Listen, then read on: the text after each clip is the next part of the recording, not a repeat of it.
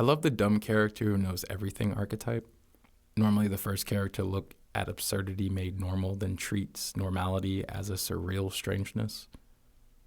When you ask what's on my mind, circuits in my brain run program, compiling everything that has ever managed to store unit dust collect on this registry.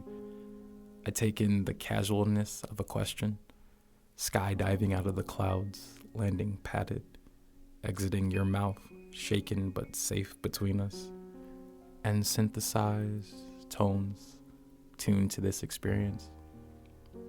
Battered olive branch, offered onto those of driftwood legacies awash in uncertainty of tremoring pupils, reflecting our visages back at each other, we two-way mirror fade into some sort of sober reflection, into our server, troubleshooting ourselves, waiting for software upgrades, reprogramming ourselves where the ride known as Earth stops, running its simulation and we, the mirrors, housing pieces of opinions projected on us, from passerbys, the ones who can't see forest for trees, or applying same gumption against sand grains for glass shard, or humans for flesh and blood. Those of flesh and blood mistake this question for rhetorical, knowing that the most existential question we will ask will be about a video game, or cars, or money, or how in a video game we will steal cars and money,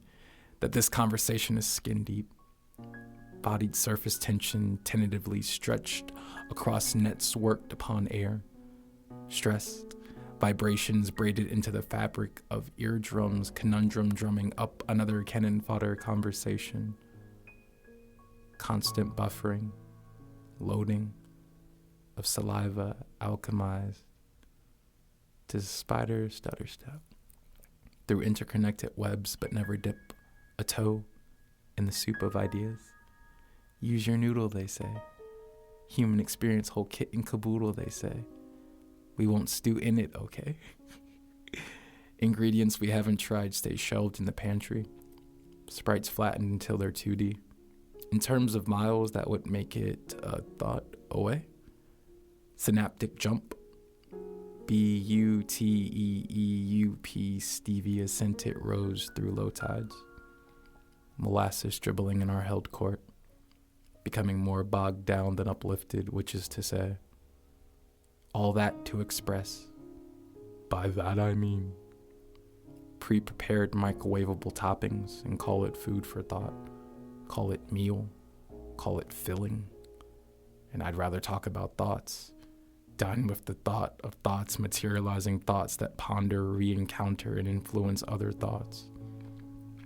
Abstract extract from the primordial soup, peppering my consciousness, salting this reality to make it palatable, where I can quietly gnaw on the fact that I'm flying through space on a sentient, life-sustaining planet rock water thing, through a space which is aptly named space, creating itself indefinitely, intangibly transfiguring itself into reality, memeing to stay alive. How they never separate. Melding pots, melding spots, labels ingredients like humans label habitats. Stir nothing like trap rappers apparently bending elements, so elegant that word. And much like the word is a word to describe a word worded to express a distilled thought of a race consciousness as a bite-sized appetizer. Nothing matters. We matter and thoughts matter. Something matters. No one matters and thoughts matter. So much that they concrete. So much that they think up little civilizations.